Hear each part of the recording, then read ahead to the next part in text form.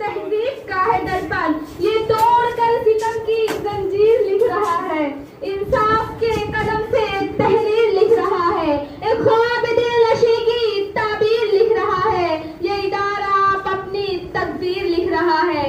मुर्तजा की हवा में तालीम का नशा है, इंसानियत का हर सू सोना निकल रहा है, सोना निकल रहा है, कुंदन में ढल रहा है। ये अपने बुजुर्गों के नक्शे कदम पे चलकर रखेगा कौम मिल्लत की शख्सियत बदल कर, खिदमत में काम इसका ऊंचा सदा रहेगा, दुनिया में नाम इसका ऊंचा सदा रहेगा।